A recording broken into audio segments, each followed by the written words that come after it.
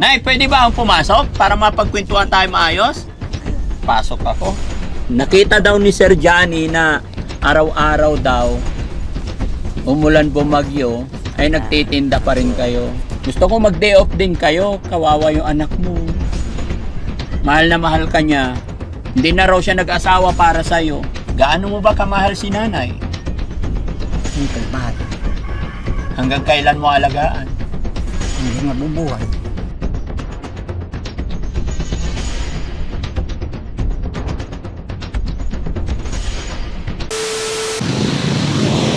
Hello po! Hello sir. Ito yung Sir Karagan. Ay, magandang hapon sir. Kumusta po kayo? Okay lang po sir.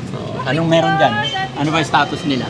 Ito po yung sir, yung pinilapit ko sa inyo na lagi ko napapadaan doon sa harap ng police station namin. Opo. Bali, yung makina na yan, tuwing hapon napapadaan namin doon, umulan umaraw kahit bumabagyo, is talagang lumalaban sila na parehas para lang may pang araw-araw. Eh ngayon sa tulong po ninyo na nailapit ko, baka sakaling makuhan po natin.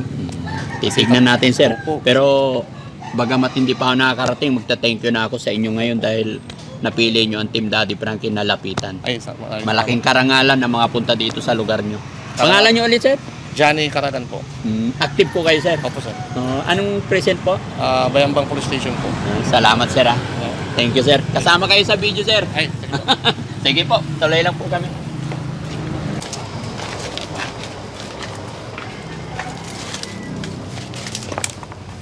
Ito sila sir? Andyan po. Okay. Hello po, magandang hapon. Mikey Tuloy.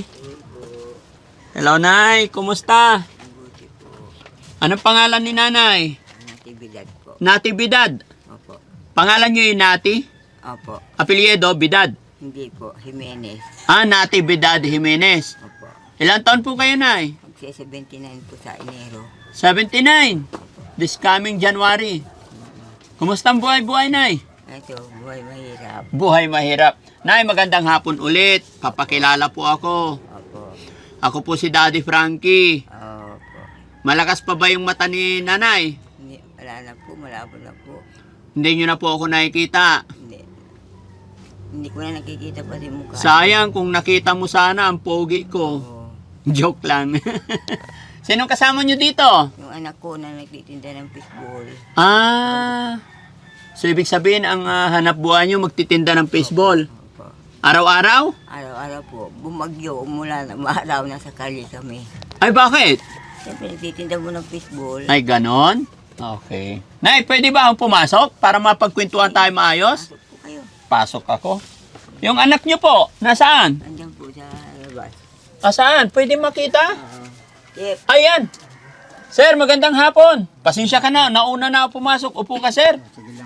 Ako po si Daddy Frankie. Matagal na namin narinig yung pangalan nyo, pero hindi namin alam kung saan kayo hahanapin. Ano po? Matagal na namin narinig yung pangalan nyo. Ay, naririnig nyo yung pangalang Daddy Opo, Frankie. Opo. Ano naririnig nyo about Daddy Frankie? Matulungin. Nitulungan yung mga mahihirap. No. So, naisip mo rin ba na minsan makakarating si Daddy Opo, Frankie sa opo, bahay nyo? Opo. Pinangarap mo rin ba na Opo. makita si Daddy Frankie? Opo.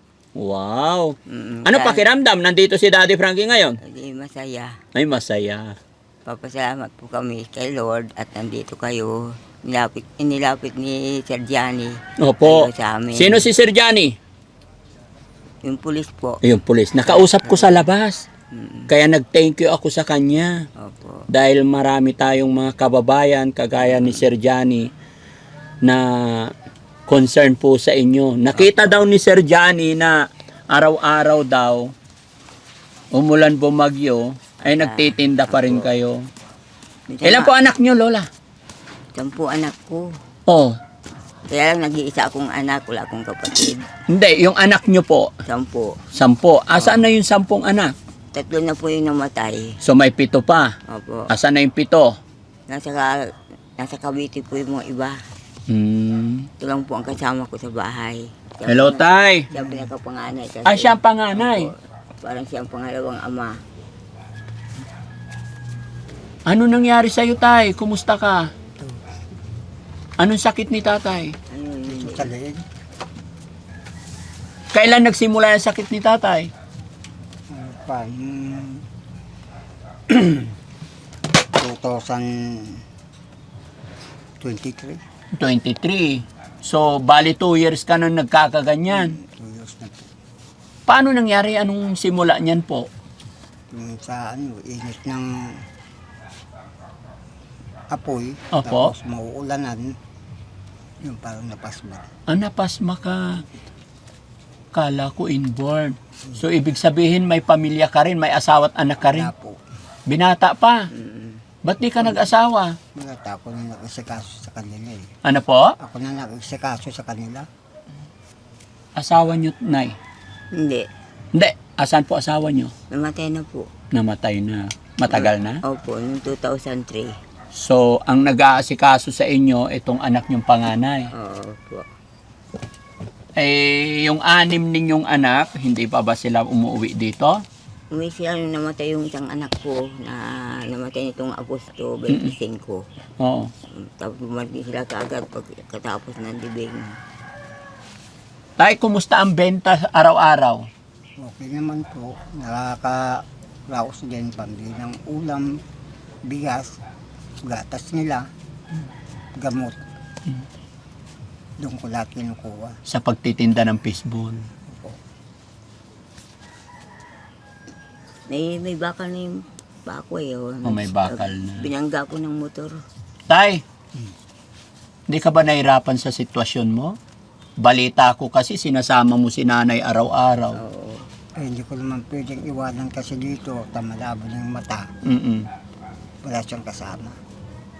Bakit ganun ka na lang kaingat sa iyong nanay? Bakit ganun mo siya kamahal?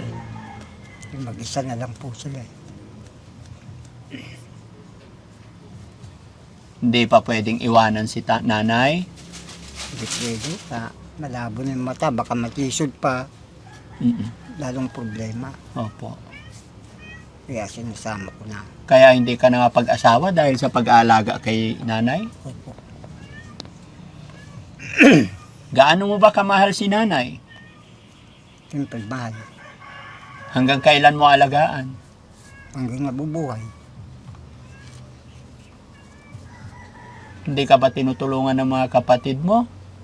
Minsan, kasi yung ibang kapatid ko, nagtatrabaho lang sa kantin. Opo.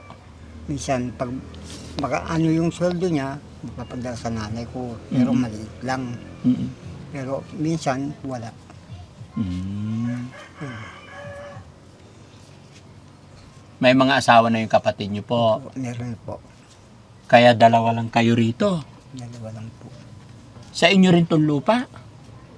Sa inyo na tong lupa? Opo. Bahay. Ilang taon na kayo nakatira dito? Tagal na. Bali 5 taon lang po. 5 taon? At least may sarili kayong bahay at lupa. Pinagawa ng barangay ito, itong bahay namin. Barangay lang ang nagpagawa. Opo. Mabuti, may mabait kayong gobyerno dito. Yung lumaban na kapitan, kaya lang natalo. Hmm. Ngayon namatay na siya. Mm. Salamat sa gobyerno natin dito dahil mababait sila, natulungan nila yung mga kababayan nating kagaya nyo, no? Opo. Bless pa sila ni Lord. Ano pangalan ulit ni tatay? Sorry. Jefferson po. Tatay Jefferson. Nakaawa naman. Hindi mo ba napacheck up yung sakit mo po? Napacheck up ko na. Mm. Kaso, Pasma talaga. pas mo. So, ibig sabihin, habang nagluluto ka ng fishbowl, nainitan ka. Tapos biglang uulan, mababasa. Oh. Ba't hindi ka sisilong? Ba't ka nagpabasa? Ito yung tulog yung sa bubong ng sidecar. I see. Napakahirap kasi nun, no? Opo. So, magkano kinikita nyo araw-araw sa pagtitinda? Halimbawa, malakas na benta, magkano po? Depende po sa mabebentang fishball. Yung pinakamalakas na benta nyo, magkano po? Yung sa benta ko, minsan 1,000, ganun lang. 1,000. Pinakamababa, 500. Pinakamahina, 500. Sa 1,000 benta po, mga magkano ang puhunan nun? Wala wala pa pong labas yung puhunan doon. Kaya nga po, sa 1,000, syempre, babawasin pa yung puhunan. Gas, Oh, gas. mantika, Mantika. Kik- Sauce. sauce. Sinong gumagawa ng sauce? Ako na po. Oh. So, mamaya magbibenta kayo. Opo. Ano oras? Maya-maya po. Tapos, mga alas 4, ganon. Opo. Ano oras ang uwi nyo? Alas 9 po. Ng gabi. Kasama talaga si nanay alas 9 ng gabi.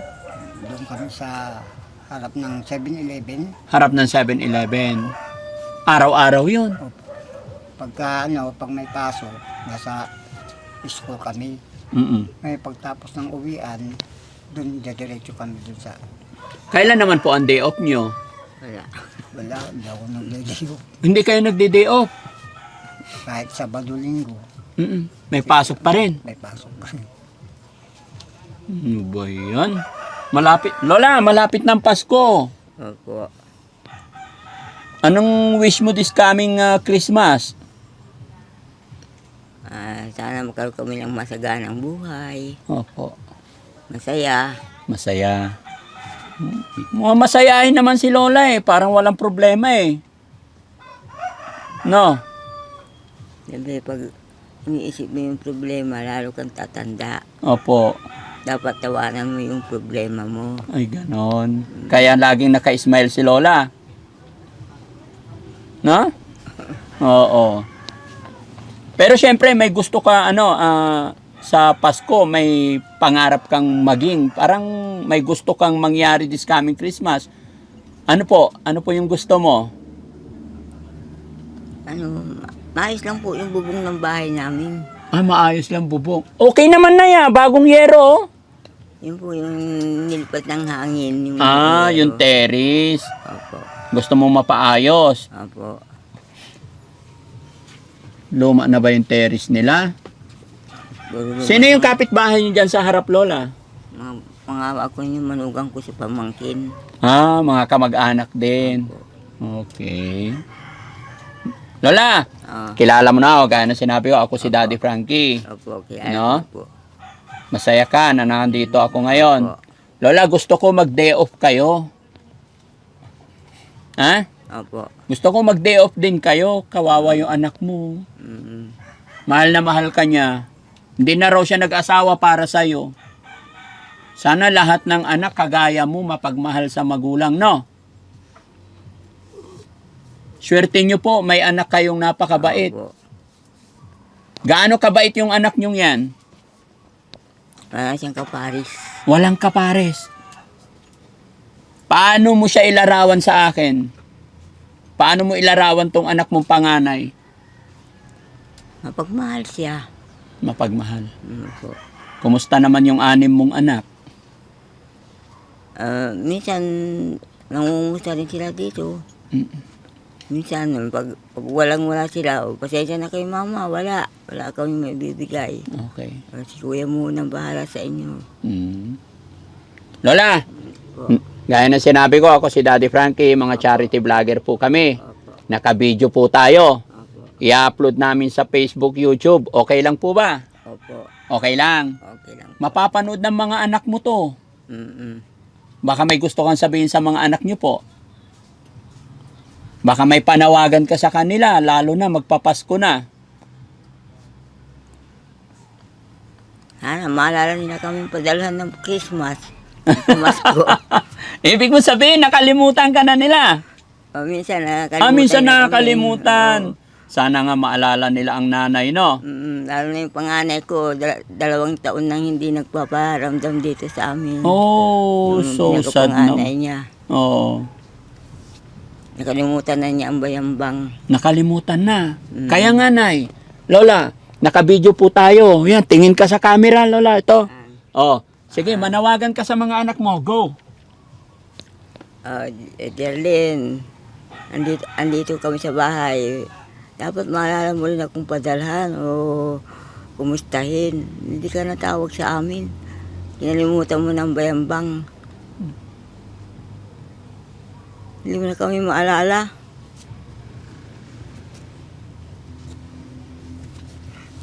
Yun lang po. Ba't umiiyak na si nanay? Pati si kuya umiiyak. Paano po, ilang taon na hindi nagpaparamdam sa amin eh. Ilang taon na hindi nagpaparamdam yung anak mo kaya naiyak ka. Oo. Lahat ng mga anak niya may mga trabaho, pero wala eh. Mga anak niya may trabaho. Opo. Pero hindi ka maalala bilang ina. Hayaan mo, Lola, ha? Nakaiyak yung panawagan ninyo, pati ako naiiyak. Pero wag tayo mawala ng pag-asa, Opo. no? Habang may buhay, may pag-asa. Opo. Di ba, Ali, may anak pa naman kayo nagmamahal sa inyo. Yan nga lang po, anak Siya ko na lang pa. bumubuhay sa'yo. Oo. Paano na lang pag wala na siya? Ewan po kung saan ako pupunta. Okay. Nakakaawa naman mga kababayan. Ito yung mga ayaw kong pag-usapan eh. Mga kababayan, ito yung pinakaayaw ko talaga na makita yung magulang natin is nagmamakaawa or nanlilimos ng pagmamahal sa anak. Napakahirap isipin mga kababayan na ganito. Kuya, tay, anong mensahe mo po sa mga kapatid mo? Naiiyak si tatay. Sige tay, mapapanood ng mga kapatid mo po ito. Baka may gusto kang sabihin sa kanila. Hindi, sana kahit kahit minsan maalala kami. Lalo na yung ate ko. Oo. Sige po tay, manawagan ka sa kanya sa ate mo. Maalala niya nanay niyo. Okay. Ba't ka umiiyak? Wala, kahit makita niya yung mga kapatid niya, parang hindi daw niya kilala yung mga kapatid niya doon. Oo. Sige, Nay. Dahil Pasko, gaya ng sinabi ko, gusto ko mag-day off kayo, ha? Opo. Bigyan kita ng ano? Sabi ni tatay, 1,000, benta nila sa isang araw. Opo, Ha? kung malakas. Kung malakas, Kung mahina. palalakasin natin yung benta mo isang araw. Ha? Gusto ko, Nay, mag-day off ka 10 araw, ha? Opo. Okay? Magpahinga kayo. Opo. O, kamay mo, Nay. Malakas pa? Opo. Yan. Bigyan kita 10,000, Nay, ha? Para 10 araw, magpahinga kayo ni tatay. Opo. Ha? Okay. 1, 2, ayusin mo na. 2, 3, 4, 5, 6, 7, 8, 9, 10. Naiyak ako kay nanay mga kababayan. Ayun din parang anak na ano no, na hindi niya lingunin yung kanyang magulang. Ano po, Nay? Ngayon din parang anak na hindi niya alam lingunin yung magulang niya, na pinanggalingan niya. Anong nararamdaman mo, Nay, pagka ganyan hindi ka naalala ng mga anak mo? Minsan naiyak ako. Sabi ko kahit yung mga kapatid niya doon sa Cavite, kasi nasa Cavite sila lahat eh. Opo. Minsan napunta daw sila ng mga mall, nakikita yung mga kapatid, nilalampasan lang, parang hindi nila kikilala. Oo. Kaya yung mga kapatid din naghihinakit sa kanya. Maganda naman pala mga buhay nila. Mm. Tapos hindi man lang nila maalala yung nanay nila at kapatid nila ganitong sitwasyon. Pero mahal mo pa rin sila, Nay. Oo, siyempre, mga anak ko sila eh. Pero nakakalimutan ka nila. Opo, Masakit, di ba? opo. Sige, Lola, ha? Huwag tayo mawala ng pag-asa. Opo, Babalik pa po ako dito para matulungan pa kayo. opo. Pero gusto ko, this coming Christmas, itong Pasko, gusto ko masaya kayo ni tatay, ha? Opo, Huwag tayo mawala ng pag-asa. opo, Habang may buhay, may pag-asa. Sabi ni Lord, opo, hindi niya tayo pababayaan. opo. Hanggat tayo'y patuloy na naniniwala sa Panginoon, gagawa at gagawa siya ng paraan para sa Opo. atin. No? Opo. Pag-pray mo yung mga anak mo na sana makamit din nila yung mga pangarap nila sa buhay. Opo, Malay natin, pagka na-reach nila yon ay maalala na nila kayo. opo, Mabigyan nila kayo ng panahon, kahit itong Pasko lang. opo. Yan mga kababayan, mga kabarangay, gaya ng sinabi ko, ito po yung Sinari na ayaw ni Daddy Frankie marinig sa magulang, yung nanlilimos na lang ang ating mga magulang ng konting pagmamahal. Tandaan nyo po mga kapatid, mga kababayan, no?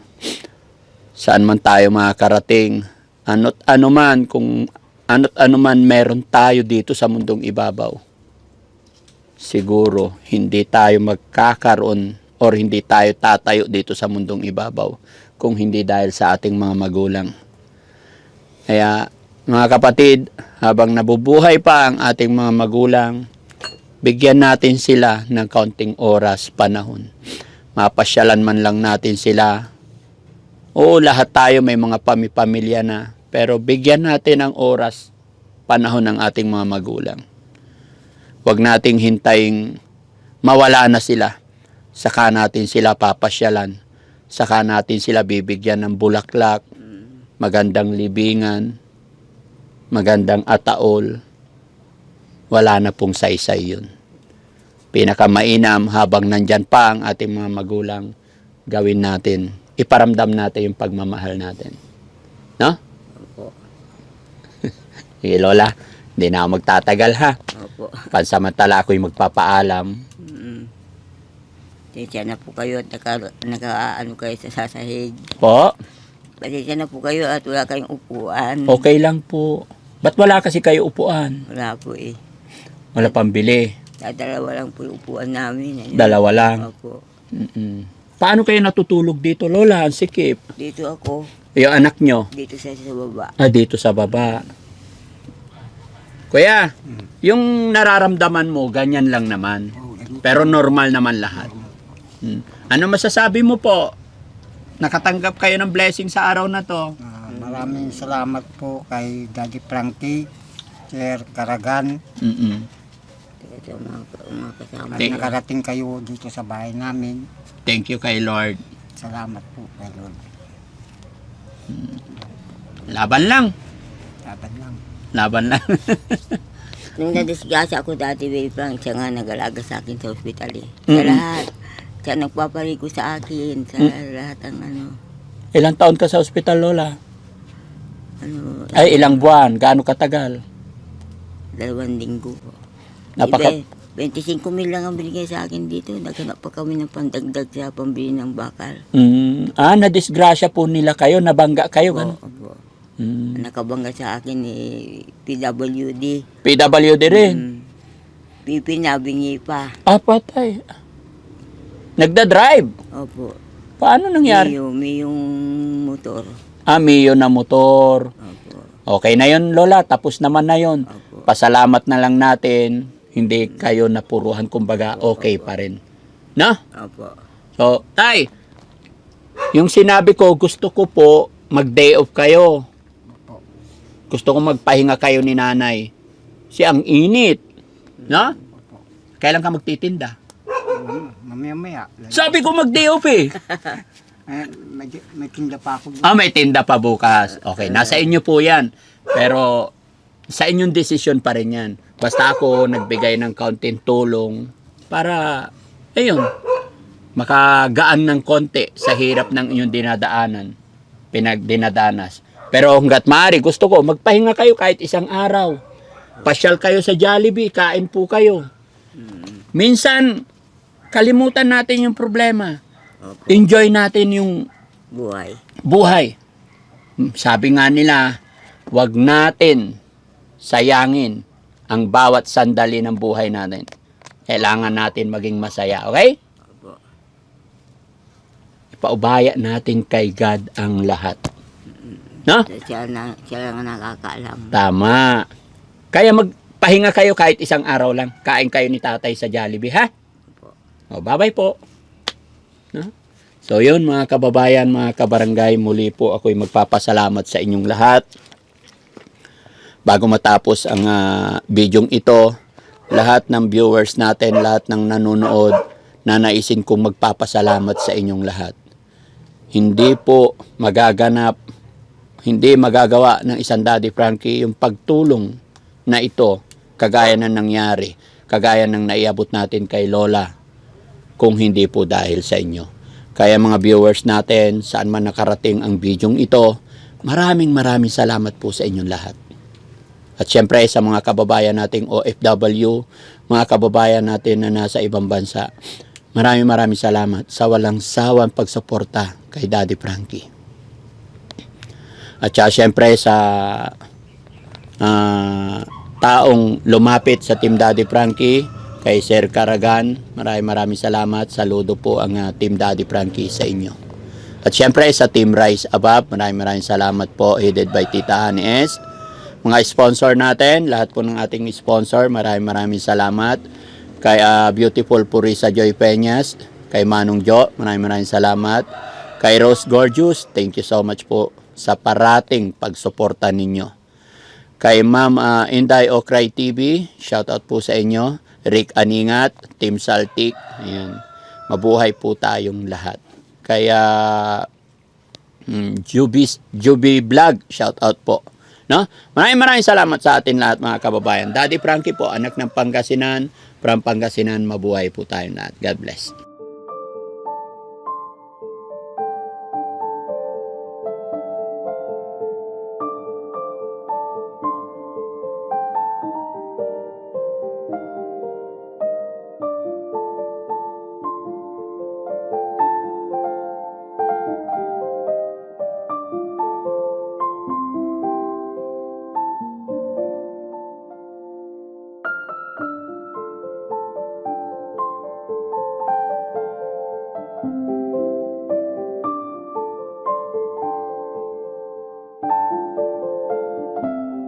Dapat maalala mo rin akong padalhan o kumustahin. Hindi ka natawag sa amin. Kinalimutan mo ng bayambang.